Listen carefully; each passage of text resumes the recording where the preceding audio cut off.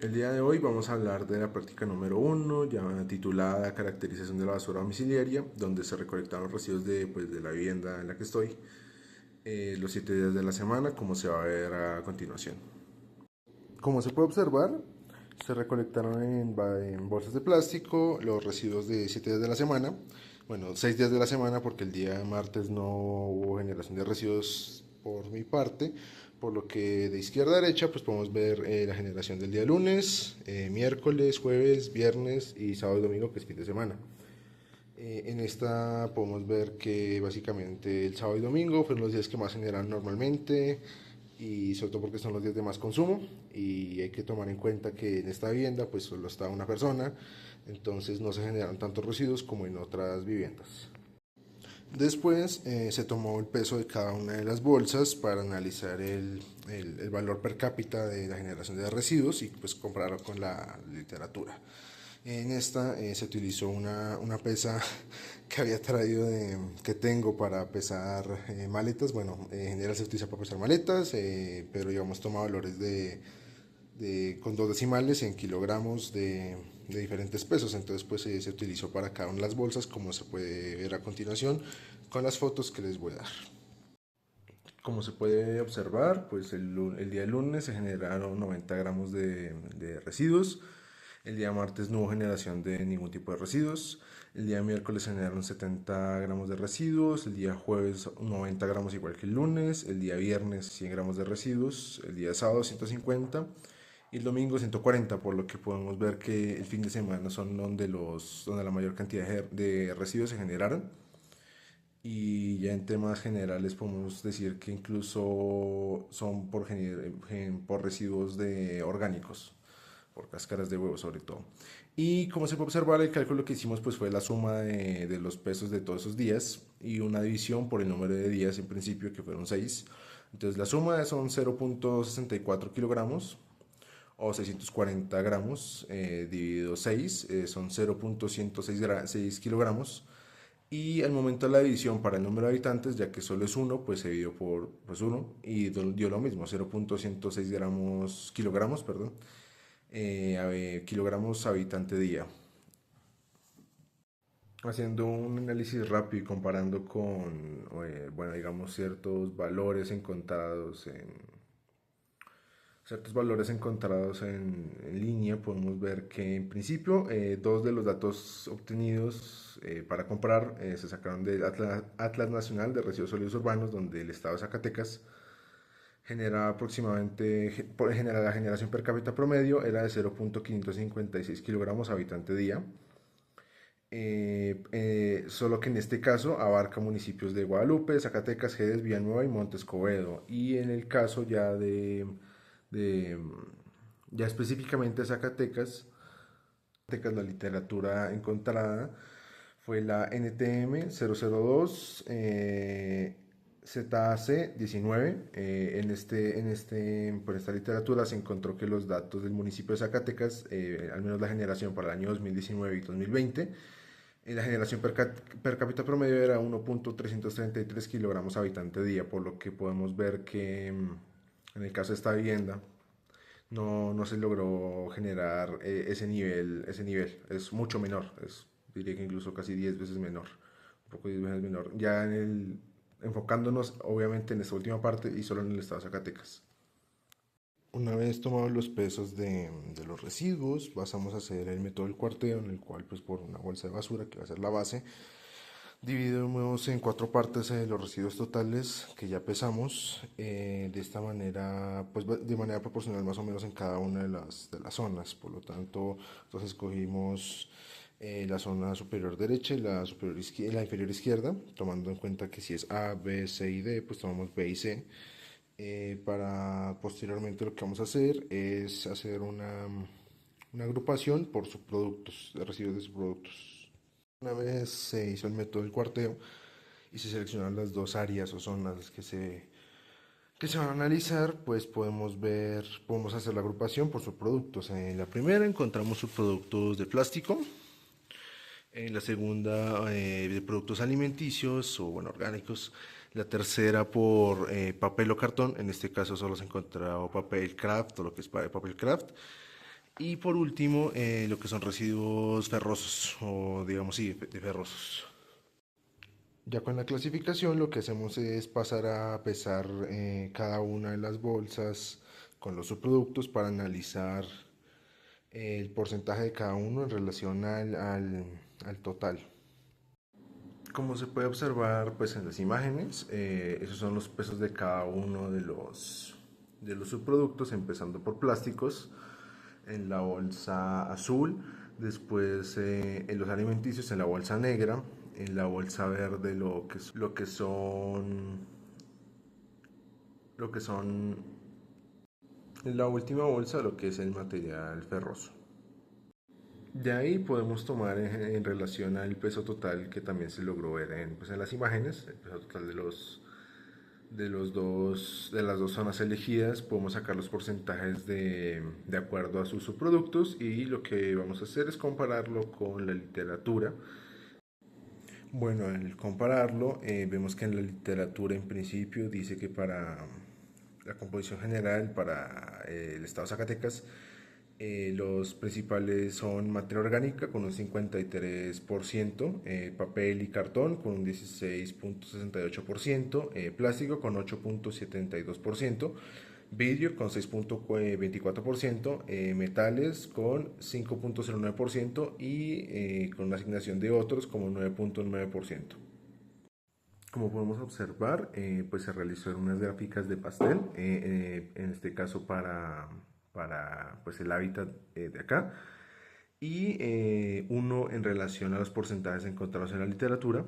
En este podemos ver básicamente dos diferencias principales, las cuales son en relación a, sobre todo, y muy enfocado a los datos de lo que es papel y cartón. Los porcentajes varían un poco. Los de la vivienda, bueno, el hábitat de acá, los resultados dieron de 13.88%, mientras los que de literatura reportaron 16.68%. Y en el caso del metal, en el hábitat de acá se encontró que era más o menos el 25%, mientras que en la literatura se reportó que era 5% aproximadamente, bueno, un poco más. Los datos más parecidos encontrados y que podemos asimilar que son sí, ciertamente parecidos son los de residuos por subproductos orgánicos, donde el porcentaje del hábitat fueron de 47.22% y en la literatura reportada eran de 53.32%. Más o menos, pues si podemos analizar de manera muy básica esto, es que el 50% de los residuos por subproductos son de orgánicos. Entonces, al menos pues, de esa manera se puede evidenciar esto. Otra diferencia ya un poco más notable se dio en cuanto a los porcentajes de su producto por plástico, mientras que en el hábitat se encontró que era de 13% en los datos en los datos en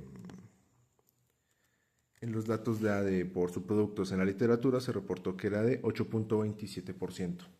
Otra pues gran diferencia en comparación a los del hábitat ya analizado. Una vez realizados los procesos anteriores, lo que vamos a hacer ahora es la práctica 2, que se titula Determinación del peso volumétrico de las diferentes fracciones de los residuos sólidos urbanos.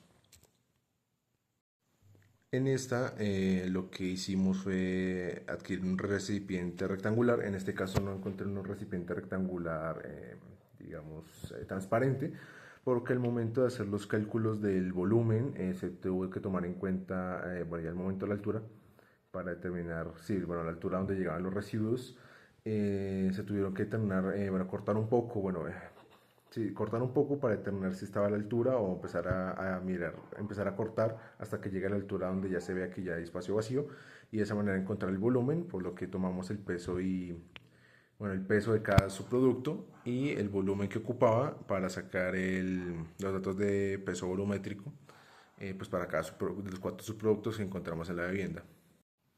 Podemos observar, bueno, se puede observar que el peso en general de la caja fue 0.06 kilogramos para el momento de sacar los volúmenes. Realmente, una vez sacado los volúmenes de cada uno de los subproductos en relación al envase, bueno, rectángulo, que tenemos, y bueno, y una vez también ya, como ya habíamos encontrado los pesos de cada uno, podemos sacar el peso volumétrico.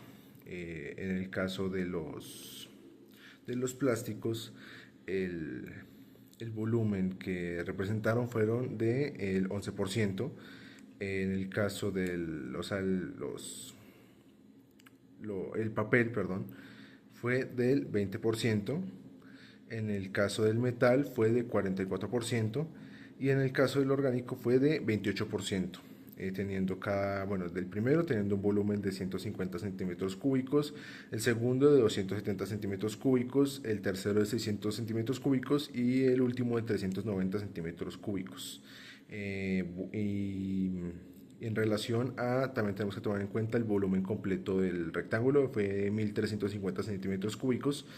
Fue casi el 100% se ocupó el espacio, bueno, visualmente fue 100%, tal vez al momento de hacer el cálculo se fue tal vez un par de centímetros cúbicos de más porque el porcentaje total que dio al final fue de 103%, pero pues básicamente ocupó todo el volumen.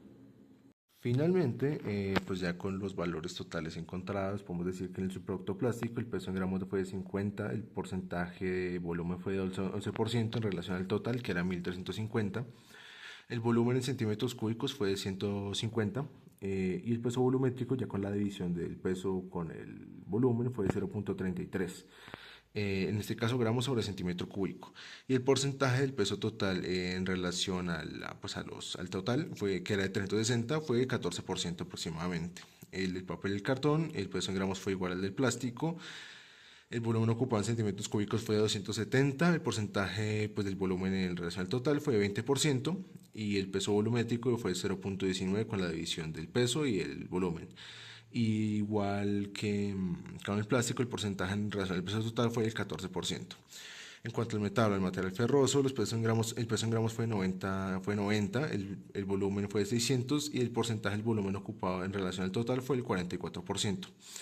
El peso volumétrico fue 0.15 y el porcentaje para el peso, en relación al peso total fue de 25%. Y en cuanto al orgánico, que fue el mayor en cantidad de peso, pero no en volumen, fue de 28% y el volumen ocupado fue de 390.